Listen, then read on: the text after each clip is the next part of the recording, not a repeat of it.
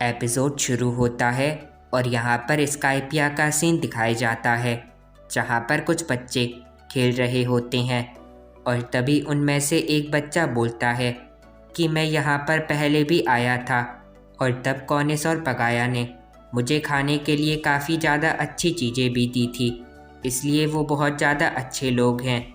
पीछे से उसका दोस्त बोलता है कि पर मेरे पापा ने तो मुझसे बोला कि वो दोनों बुरे हैं क्योंकि उन्होंने उन नीचे से आए लोगों की मदद करी और तो और अब वो भगवान के भी खिलाफ हो गए।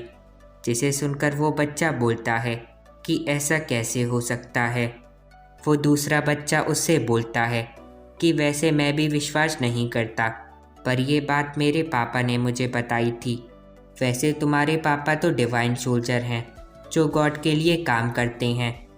वो बच्चा ये सुनकर बोलता है कि हाँ, तुमने सही बोला, पर मैंने उन्हें आज तक कभी भी नहीं देखा। पर माँ का कहना ये है कि वो एक दिन ज़रूर वापस आएंगे और मैं बस उसी दिन का इंतज़ार कर रहा हूँ। फिर यहाँ पर कॉनिस को दिखाया जाता है जो अपनी बोट की मदद से बहुत तेज़ी से स्काइपिया की तरफ जा रही होती है और बोलती है कि मैं ये बात सबको बताकर ही रहूँगी। फिर यहाँ पर इनरू को दिखाया जाता है जो उन चारों से बोलता है कि शायद तुम सब मरना चाहते हो। जिसे सुनकर नामी बोलती है कि ये आदमी तो बहुत ज़्यादा खतरनाक लग रहा है। इनरू उन चारों से बोलता है कि शायद तुम्हें ये बात नहीं पता कि भगवान का असली मतलब क्या होता है। तुम बस वो लोग हो जो कुछ ना कुछ चाहते हैं, जैसे कि एक बुढ़ा जो स्काइपिया में खुशियाँ लाना चाहता है, एक योद्धा जो अपने पूर्वजों के घरों को वापस लेना चाहता है, और ये दो नीचे से आए लोग जो गोल्ड को लेना चाहते हैं।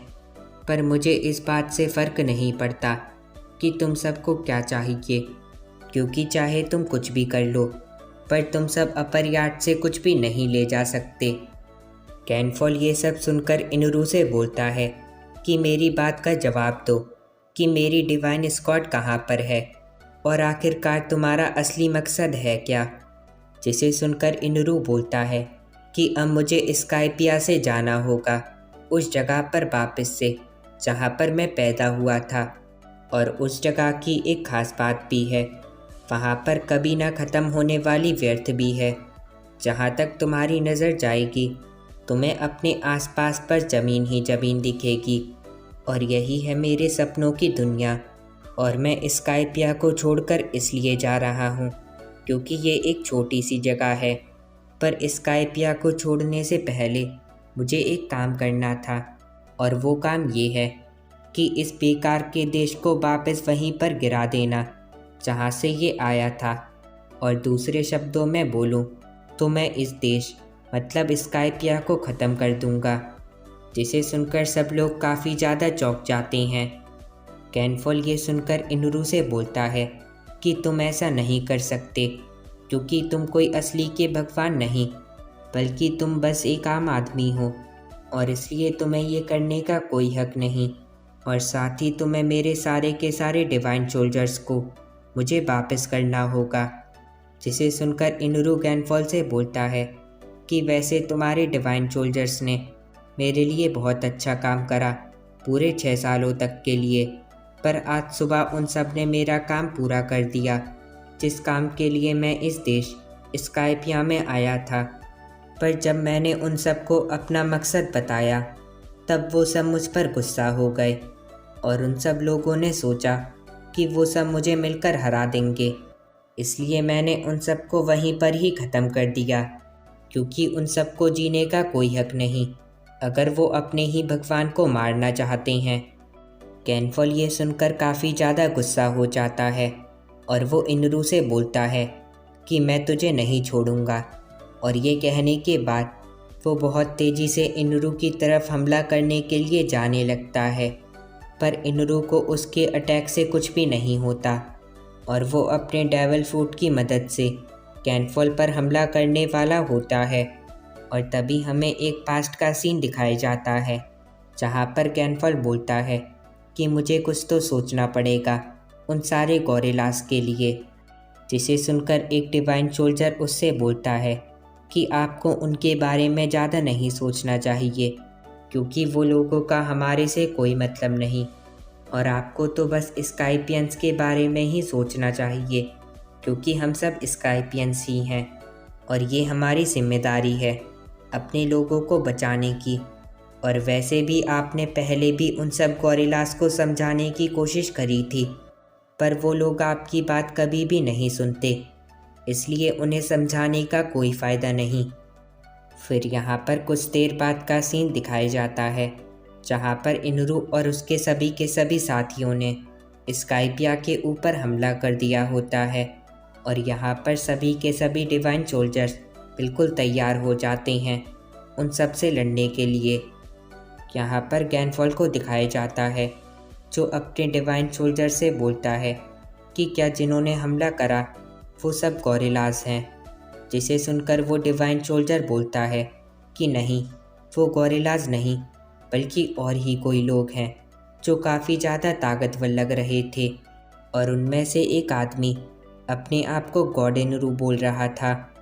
गैनफॉल ये सुनकर बोलता है कि आखिरकार ये गॉड इनरू है कौन, और तभी आगे से कोई उन दोनों डिवाइन सोल्जर्स को बाहर की तरफ खींच लेता है, जिसे देखकर गैनफॉल बाहर की तरफ जाने लगता है और सामने देखकर काफ़ी ज़्यादा चौंक जाता है, क्योंकि इनरू और उसके साथियों ने उसके सभी के सभी डिवाइन सोल्जर्स को हरा दिया होता है। और तभी इनरू एकदम से उसके पीछे आ जाता है और उससे बोलता है कि माफ़ करना, पर अब तुम यहाँ के गॉड नहीं रह पाओगे। और ये कहने के बाद वो गैनफॉल को अपने इलेक्ट्रिसिटी की मदद से बहुत तेज़ी से मार देता है और बोलता है कि आज से ये जगह मेरी हुई, और जिस काम के लिए मैं यहाँ पर आया था वो मैं इन सारे डिवाइन सोल्जर्स से करवाऊँगा। फिर यहाँ पर अभी का सीन दिखाया जाता है, जहाँ पर इनरू गैनफॉल पर 20 मिलियन वोल्ट इलेक्ट्रिसिटी से हमला करके उसे एक ही बार में हरा देता है, जिसे देखकर रॉबिन बोलती है कि तो फिर ये है लॉगिया टाइप डेविल फ्रूट की असली ताकत। पीछे से नामी ये देखकर काफ़ी ज़्यादा डर जाती है और वो बोलती है कि ये तो काफ़ी ज़्यादा ताकतवर है और इसे कोई भी नहीं हरा सकता। यहाँ पर इनरू हंसते हुए बोलता है कि वैसे अब बस 5 लोग ही बचे हैं, इसलिए मैं तुम सबको इनवाइट करता हूँ मेरे साथ मेरे सपनों की दुनिया में चलने के लिए। जिसे सुनकर ज़ोरो उससे बोलता है कि माफ़ करना, पर हम तुम्हारे साथ नहीं जाने वाले। पीछे से रॉबिन इनरू से बोलती है कि मुझे पता है कि तुम इस स्काइपिया को ख़त्म नहीं करोगे, क्योंकि अभी तुम्हें वो गोल्डन बेल भी नहीं मिली है। जिसे सुनकर इनरू हंसते हुए बोलता है कि उसकी चिंता मत करो, क्योंकि वो एक ऐसी जगह पर है जहाँ पर उसे इस सब से कोई भी फ़र्क नहीं पड़ेगा। और ये कहने के बाद वो ऊपर बादलों की तरफ देखता है और इसके बाद वो बोलता है कि वैसे मुझे तुम्हारे जैसी समझदार औरत नहीं पसंद। और ये कहने के बाद वो अपने डेविल फ्रूट की पावर से एक ही बार में रॉबिन को मार देता है, जिसे देखकर ज़ोरो रॉबिन को पकड़ लेता है और वो इनरू से बोलता है कि तुमने ये अच्छा नहीं करा। और ये कहने के बाद वो तेज़ी से इनरू पर अटैक करने के लिए जाने लगता है, पर इनरू उसके अटैक को आराम से रोक लेता है। और तभी पीछे से वाइपर अपने कैनन की मदद से इनरू पर हमला करने की कोशिश करता है, पर इनरू उसके कैनन को अपनी इलेक्ट्रिक पावर की मदद से रोक देता है और बोलता है कि तुम्हें ये बात मान लेनी चाहिए कि तुम में से कोई भी मुझे कभी भी नहीं हरा सकता, क्योंकि आखिरकार मैं एक भगवान हूँ, और इसलिए मैं तुम सबको वापस से एक चांस देता हूँ अपने सपनों की दुनिया में साथ चलने का। पीछे से ज़ोरो ये सुनकर बोलता है कि मैं तुम्हारे साथ कभी भी नहीं चलने वाला। और ये कहने के बाद वो बहुत तेज़ी से इनरू पर अटैक करने के लिए जाने लगता है और वो उस पर बहुत तेज़ी से अपना हमला करता है, पर बिजली का बना होने की वजह से इनरू को उसके अटैक से कुछ भी नहीं होता। और वो बोलता है कि तुम ताकतवर तो हो, पर माफ़ करना, तुम बिजली को नहीं हरा सकते। और ये कहने के बाद वो ज़ोरो की तलवारों को पकड़कर उस पर अपनी इलेक्ट्रिसिटी वाले अटैक को कर देता है, जिसकी वजह से ज़ोरो नीचे गिर जाता है और इनुरु उसे अपने पैरों से मार के बोलता है कि कोई भी मुझे नहीं हरा सकता, क्योंकि कोई मुझे छू ही नहीं सकता।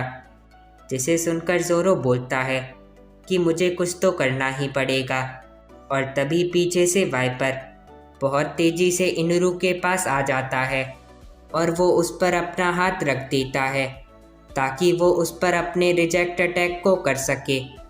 जिसे देखकर इनुरु उससे बोलता है कि इसका कोई फ़ायदा नहीं, क्योंकि मैं अपने डेविल फ्रूट की ताकत से आराम से तुमसे बच जाऊंगा। वाइपर ये सुनकर इनुरु से बोलता है कि तुम ऐसा नहीं कर पाओगे। और तभी नीचे से ज़ोरो अपनी तलवार की मदद से इनुरु से दूर चला जाता है। यहाँ पर इनुरु वाइपर से बोलता है कि मुझे बहुत ज़्यादा कमज़ोरी लग रही है और मैं अपने डेविल फ्रूट की ताकत को इस्तेमाल नहीं कर पा रहा। आखिरकार तुमने ऐसा क्या कर दिया? वाइपर इनुरु से बोलता है कि मैंने तुम्हारे ऊपर सी प्रिज्म स्टोन का इस्तेमाल किया है। जिसे सुनकर नामी बोलती है कि सी प्रिज्म स्टोन तो वही स्टोन है जिसे नेवी जेल बनाने में यूज़ करती है, ताकि कोई भी डेविल फ्रूट यूज़र अपने डेविल फ्रूट की ताकत को इस्तेमाल ना कर सके। और इस स्टोन को किसी डेविल फ्रूट यूज़र पर इस्तेमाल करके हम उसकी पूरी की पूरी एनर्जी कम कर सकते हैं, क्योंकि इस स्टोन में बिल्कुल ऐसी ताकत होती है कि जैसे किसी डेविल फ्रूट यूज़र को समुद्र में अंदर फेंक दो, और दूसरे शब्दों में बोलो तो ये एक समुद्री ही है जो सॉलिड फॉर्म में है। यहाँ पर वाइपर इनुरु से बोलता है कि तुम अब मरने वाले हो, क्योंकि तुमने जो भी अभी तक करा वो सब बिल्कुल गलत था। जिसे देखकर इनुरु काफ़ी ज़्यादा डर जाता है और वो वाइपर से बोलता है कि ऐसा मत करना। और तभी वाइपर अपने रिजेक्ट डायल की मदद से इनुरु पर अपना हमला कर देता है। नामी ये सब देखकर बोलती है कि क्या वाइपर ने उसे हरा दिया। और इसके बाद हमें इनुरु को दिखाया जाता है जिसके मुंह से खून निकल रहा होता है।